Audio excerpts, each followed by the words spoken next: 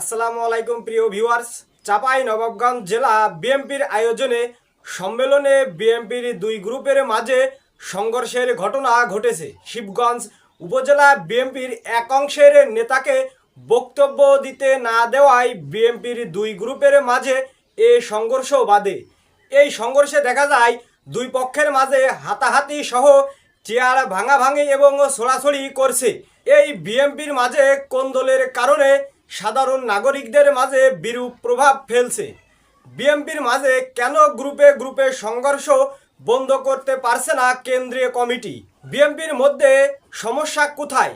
যেখানে সেখানে দুই গ্রুপের মাঝে সংঘর্ষ, ছাত্রদল যুবদলের বিভিন্ন নেতাকর্মীকে বহিষ্কার, বিভিন্ন সময় আওয়ামী লীগের সদস্যদের নিয়ে সম্মেলন অনুষ্ঠান পুনর্বাসন বিতর্ক বিএনপির পিছু ছাড়ছে না। বিএনপির ভারপ্রাপ্ত চেয়ারম্যান জনাব তারেক রহমান বারবার নির্দেশনা দেওয়ার তারপরেও তারেক রহমানের এ নির্দেশনা মানছে না তৃণমূল বিএনপির নেতাকর্মীরা।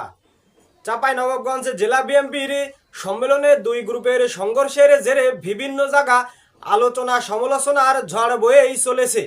বর্তমানে বিএনপির বিভিন্ন কমিটির মধ্যেও পুনর্বাসনের অভিযোগ রয়েছে। অন্যদিকে কিছুদিন আগে কুয়েট কলেজে ছাত্রদল এবং যুবদলের হামলায় এক শিক্ষার্থী নিহত হওয়ার ঘটনায় বর্তমানে কুয়েট কলেজের সকল ক্যাম্পাস বন্ধ রয়েছে এবং শিক্ষার্থীরা ক্যাম্পাস ছেড়ে যেতে বাধ্য হচ্ছে।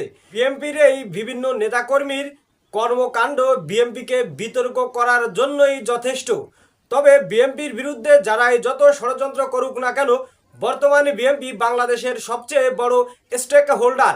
চাঁপাইনবাবগঞ্জ জেলা বিএনপির এই সম্মেলনে দুই পক্ষের সংঘর্ষ আপনারা কিভাবে দেখছেন অবশ্যই কমেন্টের মাধ্যমে আমাদেরকে জানাবেন।